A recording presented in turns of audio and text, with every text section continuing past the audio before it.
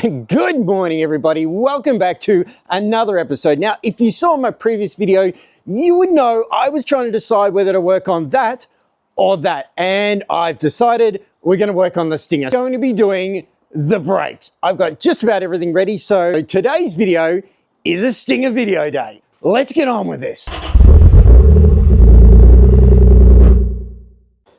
Okay, and we're ready to start on the Stinger brakes. Now the service manual is incredibly important because, well, I like to do it by the book for this car. Now, in other cars, it's not necessarily the case, but in this car, well, I'm gonna do it exactly as the service manual tells us to do it. So on the laptop, I have the full service manual, which describes in detail how to do all the brakes. At the same time, I've had to get the parts. Now, I've got my two front discs. That's these fairly large parts here.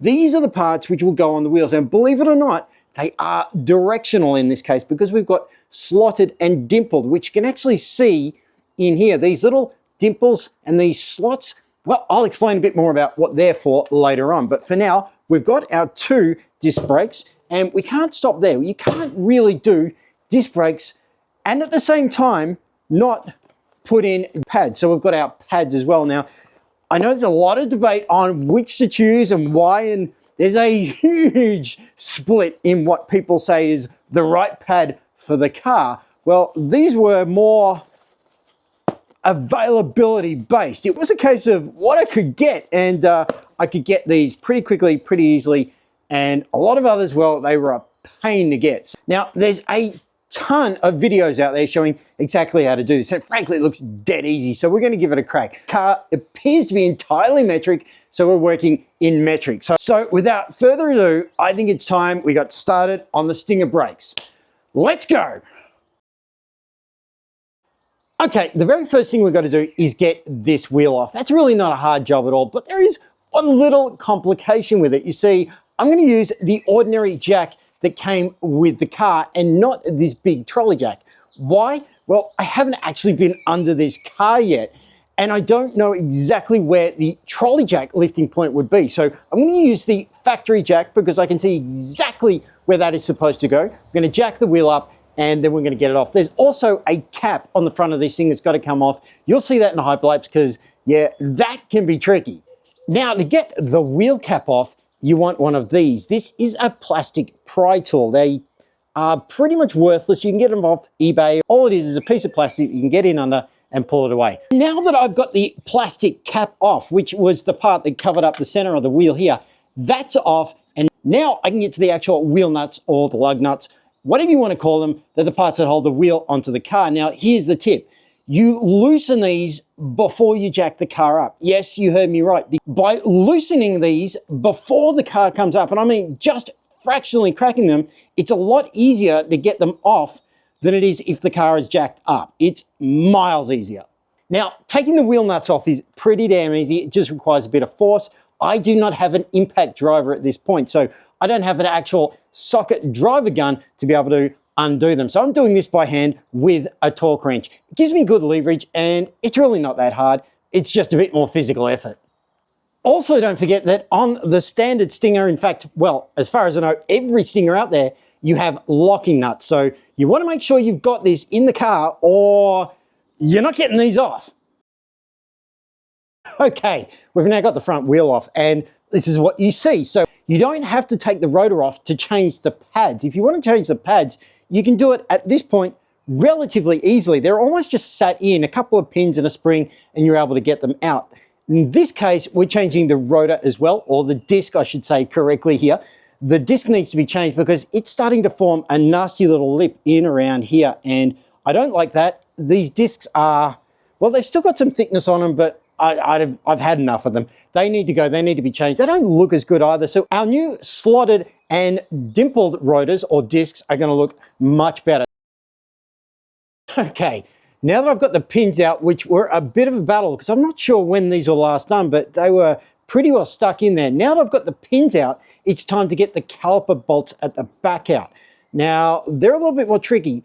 And the biggest problem I've had, it's not the car, it's finding my goddamn tools because As some of you might know, this is a new garage and we've moved in recently, and unfortunately, I can't find any goddamn thing, and I've spent most of my time just looking for tools. I'm opening a box expecting to find a wrench, and it's not there. And I open another one, and it's not there either. Where the hell everything's gone is killing me. And 2 hours later, I have torn this place apart looking for tools, and I gave up. I went and bought some. And of course, because I had to go out and buy tools, I had to put it all back together again. So I've wasted well over half a day undoing everything and redoing it again just to go out and buy tools so that I can start from scratch again. Now, not only did I have to buy tools simply because I couldn't find them, but because I broke them. This is a broken socket. Yep, packed up. Useless junk. Okay, quick update on where we're at and how we're going. And this can actually help you in most other cars. You see, I managed to loosen the caliper bolts. There's two, one at the top and one at the bottom. They had never been undone since the time this car was put together. So they were a real pain to get undone. Took a lot of effort, but finally they went, and that's thanks to the new tools. The new tools meant it was a 5-minute job, whereas with the old tools, the old rickety crap that I was using, it was taking forever. New tools, straight on, done. Next problem is the rotor itself. Now, I've got to get the rotor off. If you've ever had to put rotors on, you will notice that they have these screw holes here and here. And a lot of people don't understand what these are for. The main purpose, by far and away, for these screw holes here and here is on the assembly line. You see, when this car is being assembled, what they do is they don't put the wheels on as the car is passing down the line. And as a result, they put the brake discs on or the rotors on, and they don't want them to fall off. So they put on these little screw holes to hold them on. That's really what those screw holes are primarily for. They're essentially meaningless. You can leave the screws out. You don't need them beyond this point. They're only there for assembly purposes. Okay, what I've done now is I've managed to get the caliper off. That was pretty dead easy. You probably saw that in the hyperlapse, so that was easy to get away. I've actually tied up the caliper itself to the spring, but it's not actually bearing weight off the spring. It's sitting on a nice rigid box. So there's no weight on the spring, but it is reinforced there should something go wrong here. And we are now going to try and get the disc off, which is not going to be the easiest thing because it probably seized on. And it certainly was. This was part of the solution. I used 2 bolts as a form of a press. Through the caliper holes themselves, these were acting as a press. I could screw them on to push the brake forward. At the same time, a lot of WD-40 and a very big rubber mallet and a lot of hitting. With the old disc off, I can now put the new one on. I've got to clean it all up, make sure it's absolutely pristine and clean underneath, and then it's literally just slide on the new disc, bolt it in using some temporary bolts in those temporary holes, and then fit the caliper on. Once the caliper's on, we then put the discs in and we're done. Well, almost. I'm sorry, I've got to go into Australian mode for a moment. If you're not Australian, you're going to be offended. If you're an Australian, you're going to get exactly what I mean when I say this thing was this thing was so this really made my life a living.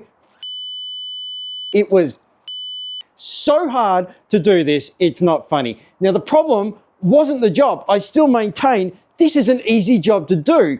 It's literally half an hour if you've got the right tools and the right setup. If you are ready to go with this, it's really not that hard.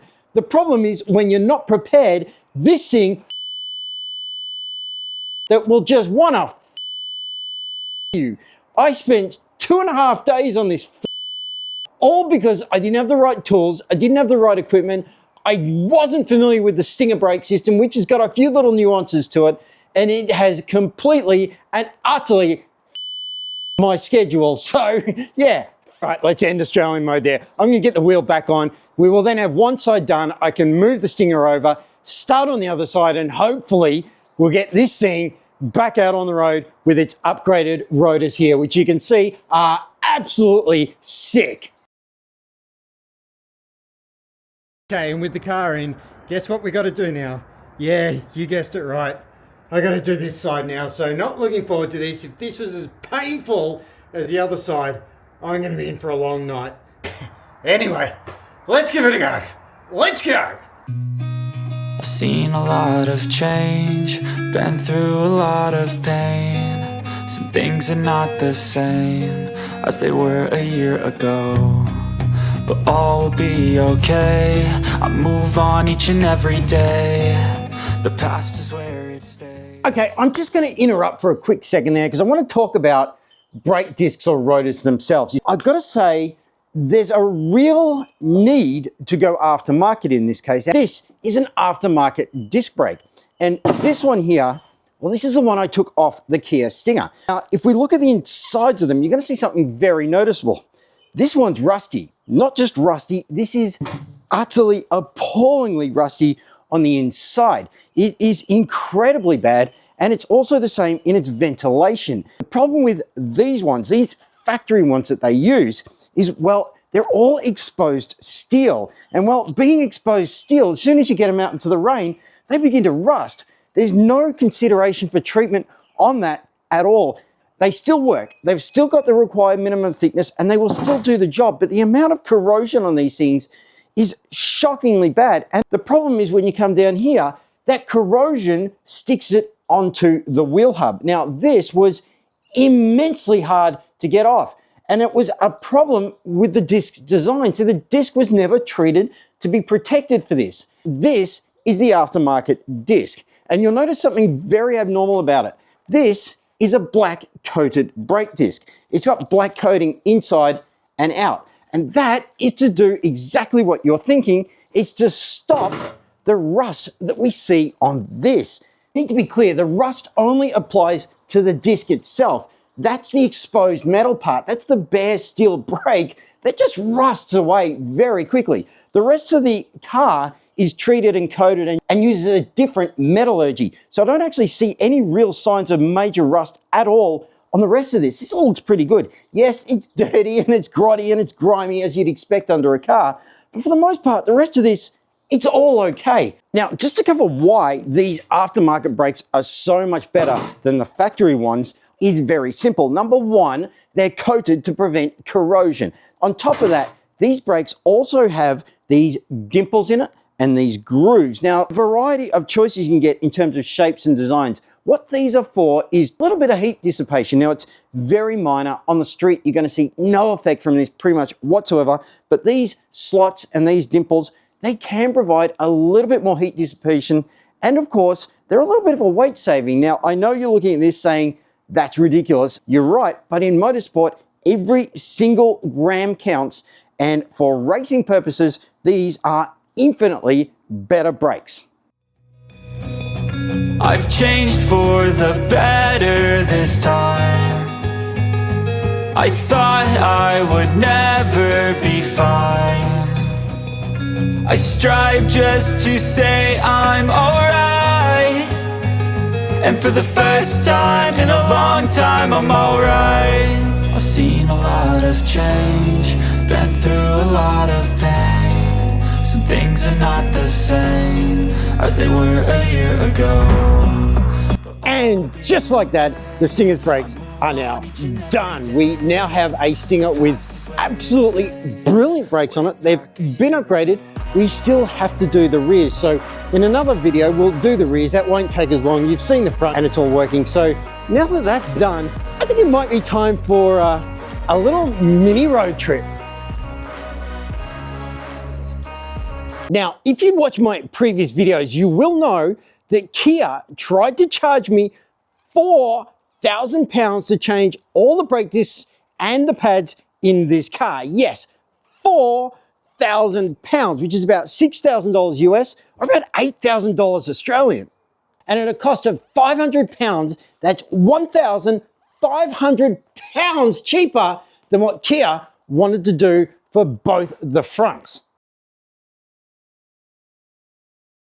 So what's the first thing you do when you change brakes on a car? That's right, you drive it. You need to drive it and get the brakes bedded in. Now, we have done a little bit of babysitting driving work already to get these just somewhat started. So that's why we've already lost a good chunk of the black fascia. It just looks sick. So now it's time to take this thing out. You guessed it, we got two things we want to do with this car: road trip and cars and coffee. Now, at the time you're watching this, I'm actually a kind of week ahead of the Cars and Coffee schedule. And what I'm about to show you now is last week's Cars and Coffee. This coming Sunday, I have a huge supercar meet coming up. The last time I went to this show, it was staggeringly good. I mean, properly outrageously good. But that's gonna have to come up in the next video, not this one. So what you're about to see is the Cars and Coffee from the previous week, because I had to change some scheduling options around. Now, for the eagle-eyed viewers, the eagle-eyed mechanics who've done this themselves, who do disc brakes all the time, or rotors all the time if you like, there's going to be a couple of things you notice that don't look quite right. Well, there's a good reason for this. It's not in the service manual. I followed Kia's own instructions on how to change these brakes. I kind of went with the idea that if that's what the service manual says, that's what I'm going to do. Now, you might be thinking, yeah, but it's just implied. You should always do that. I wasn't about to do something which the service manual pretty clearly doesn't want you to do. Now, I've got to say, after an initial 20-mile drive in this car, the result has been phenomenally better than I expected. These went on incredibly easy and they have driven phenomenally, only going to get much, much better as these brakes bed in. Usually I would expect a period of a little bit of adjustment as the new brakes start to come to bite in, but these have begun biting spot on to factory performance and they're not even bed in yet. So this thing's only going to get so much better at braking. So here we are at another Cars and Coffee that's really a kind of retro show, and I see this. This stood out beyond belief. There was nothing else at the show remotely close to this Lamborghini Gallardo. This is a V10, 5-litre, often all-wheel drive maniac car. These are mid-engine and this one is in this beautiful bright red. Now I know that's a Ferrari colour, but this car was just astonishing and it was so out of place. This Cars and Coffee show really turned out to be much more of a kind of retro show, as you're going to see. There's a lot of very old, very classic cars, a lot of British classic cars, and I'll be honest, there was a lot of cars I knew nothing about and really couldn't tell you anything about them, including their names. This, however, well, this was an absolute standout. It was just phenomenal. It did look like it potentially had been lowered a bit. And of course, this is also the Spyder version, so it's the convertible. And oh my god, did everything else just bow down to this thing in the car park. Next to it was a 5-litre V8 convertible Mustang. Now, the Mustang's a brave choice in the UK because you get absolutely hammered by tax on this in an unbelievable fashion. The tax is so large, it's designed to try and stop you from buying these cars. It's a real shame because it is in many ways unfair, but it is the drive of the UK government to stamp out all kinds of emissions at the moment. So these cars fall foul of a whopping tax, and unfortunately you just don't see many of them around as a result of it. Here's the back of the Stinger as we're watching a very cool little yellow funky convertible hatchback rolling in. As you can see, we had all sorts here. This is a Jaguar XK. It's in a stunning blue with a beautiful white interior, and it's the convertible. Now these came in a variety of configurations, so I don't want to speculate on what this one specifically is, but I can tell you it was absolutely stunning. I do think it did need a bit more pop to it. I know I'm an outlier, I think that on a lot of cars, especially these older sort of retro ones which are all factory, but nonetheless this was a very cool car. And as I pointed out, there's a lot of classics here. We have another Jaguar, we have more British cars, we even had this very old patina Citroen CV. Not common, you don't see a lot of them, but they are around. Here we have a Abarth 124 Spyder. Now these are fantastic cars, The only problem is their underpinnings are all the MX-5, and the MX-5 is an amazing car to begin with and a lot cheaper, so it's a hard decision to make to buy the Abarth. We had some outstanding cars of all kinds, as you can see here, a lot of stuff that I couldn't name. Obviously I can name the Minis and the Rolls and the Bentleys and things like that come up, but for the most part I was stumped. We'll get back to that DB7 a little later on, and the CLK that we see here, as well as the bigger brother of that we'll see in a minute. I believe that was a Chevy Bel Air. Americans, you'll have to correct me, I just don't know those motors very well. We had a lot of British hatchbacks, a lot of these Fords. We had a Honda Civic here. We had this amazing classic 911. Now, I'm not a huge 911 fan, but I know quality and retro when I see it. And this car was just something else. This car in person blew me away. I'm not sure I'd have it. It'd be challenging to live with, but in terms of just dropping the hammer on terms of pure prestige in the Porsche community, I think this is an absolute. However, I still maintain it could have used a little bit more show. It was also extremely quiet, which you'll get to see in a moment when it's leaving. Moving on, we had, well, one of the little smart cars. Enough said. I'm not a fan. I do respect them, but I definitely wouldn't have one. We've got an Audi TT, one of the early generations. We have more classic MGs and classic Mercedes. We even had a second Citroen CV. Loads more Porsches, loads more Volkswagens. Obviously the Stinger. There's a 4-cylinder Mustang we're going to get back to later on, and the show just rolled on. Here's the other side in the other car park. We have more of the cars you might have seen already, including a beautiful early generation red SLK. We have this wild Dodge Charger. I believe we've seen this one before. It gets around. A wonderful red GTI Golf. We have more British classics from British Leyland, MG, Lotus, Rover, and all of the big names of those old British marques. It just never ended here, but it was very much a retro show. It showcased all of these old classic cars, and it was very quiet. As I mentioned, all of these cars really had virtually no sound to them. Obviously we got the Stinger and the Porsche Club. Well, it came in a little bit of force. There was probably about 10 Porsches there altogether. They weren't all from the one club though. You can see there was even cars turning up for sale. There was cars turning up everywhere of all sorts of varieties. Most of them were really interesting, especially if you're into the older classic stuff. This was a really good show, but again, unfortunately, a lot of those big names, higher performance cars that I'd like to see, just they weren't here. Unfortunately, that's just the nature of these cars and coffees. We went close again. You've seen this car before. This is another Aston Martin DB9. This is the one I wish I could get my hands on because it's got broken brakes on it. Every time I see this car, I can hear it a mile away from the squeaking brakes. It's a beautiful car. It's a fantastic car. It may be that he's just changed the brakes and that they are squeaking as a result, but it needs some work. Obviously next to it we have some wonderful older cars. We have Mercedes and Mazda and more British marques left, right and centre that you can see.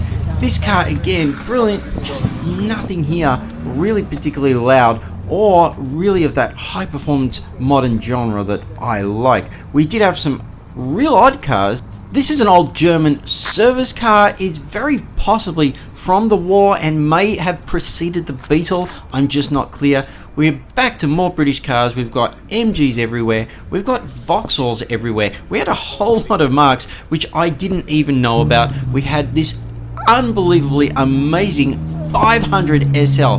That's a V8 convertible, absolute classic Mercedes, worth an utter fortune now. And then we had this, and I'll be honest, I'm not really sure what this is. If you know, drop a comment, tell me about it. Back to the Stinger, and well, I love this car. It looks so good from so many angles. It's sitting next to a Porsche Carrera 4S, and we're sitting next to another Carrera S, and that's sitting next to a Carrera T, and that's sitting next to another Carrera S again. So the Porsches, well, they came out to play.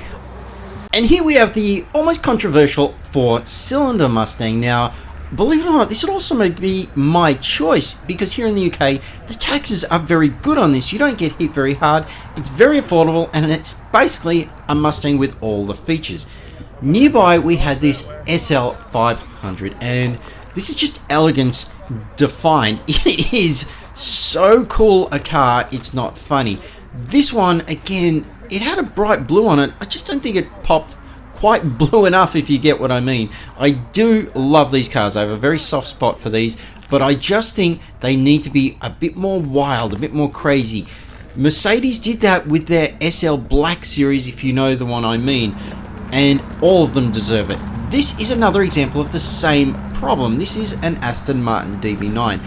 It is my equal favorite car of all time, but again, I just don't think Aston's styling department kind of made it stand out well enough. It's very discreet. It's not a car which screams and shouts, and it deserves to. This is its predecessor. This is the DB7, and as you can see, it's exactly the same thing. It doesn't scream and shout about what it is. And this also is the same problem. This is the CL55. This is a monster of a car in almost sleeper trim. I mean, you would not necessarily look at this car and think it's anything astonishing. Back to the DB7, and it's the same problem. We just do not have a car which screams, I'm the monster, which it is. This is the DB9, and it's exactly the same thing. That's a 6-litre V12 rear-wheel drive, 470 horsepower monster, and yet it feels very discreet, very refined, but it's just not loud. It's not anything to shout about on its own, and I think it deserves it. There's our brilliant Porsche leaving, as you can see, fairly quiet. The CL55 is going to take its place, and it also is very quiet. None of these cars had a really loud rumble. You could stand next to them all day and never hear a thing. As you can see here, this car was extremely quiet, and whilst the paint on it was phenomenal, I just think it needed to shout about itself. It's a wonderful car, and I think it deserves to shout about itself a little bit more. Here's the Stinger, and well, I'm going to make the Stinger shout a bit more in future episodes. You'll get to see me doing more modifications to it. Here's the 4.0.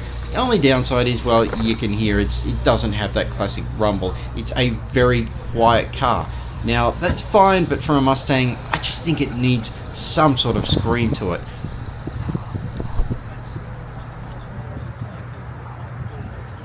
Here's a classic Audi TT in convertible version, which gives it that better lines. This is a really cool little car, and the modern ones are fantastic. The CL55 again, and what I believe is an EK9 Civic.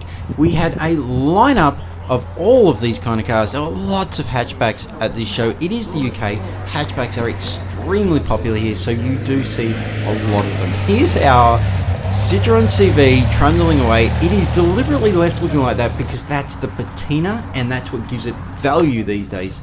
This was an interesting one. This was a Camaro, direct import from the USA. Looking a little bit tired. I think it needs some restoration, but rare. You do not see a lot of these cars. Left-hand drive in the United Kingdom, going to be a bit of a challenge. This is the Z28 version. I believe that was the equivalent of sort of the Z06 of the day, so it's no slouch. This thing will be a monster V8, and it will pack a punch like you wouldn't believe. This is another huge American classic. I know nothing about these. I'll apologize. I believe this is a Chevy, and I think it's a Bel Air. I could be totally and utterly wrong, so let me know in the comments. If you know what this is, please put down a comment and let me know. Correct me where I'm wrong on that. Anyway round, this is the 50s personified, with it looking like it is straight out a copy of a fighter plane from that day and age. And just as I was leaving the show, this turned up. This is an AC Cobra replica. Utterly phenomenal car, had a great rumble to it, and loved it. So, coming up in next videos for the Stinger, what are our plans? Well, we're going to take it to another level. We're going to start putting on some effects, shall we say. We're thinking about a front lip spoiler, we're thinking about side skirts, and probably a bit more vinyls. I don't want to give away too much. You're going to have to wait and watch as we go through and transform this car to make it look really, really sick. But now though, I'm gonna leave it right there. Thank you so much for watching. If you have enjoyed any parts of this video, don't forget to hit subscribe so you get notifications of when the next video for this drops, and of course, this one, which is expected to start work on next week. Yes, I'm planning on putting suspension into this car next week. So really looking forward to that because I can get that out to some cars and coffee. In the meantime, again, thank you so much for watching. Hit subscribe, like, comment, and share, and I will see you in the next video. Simon out.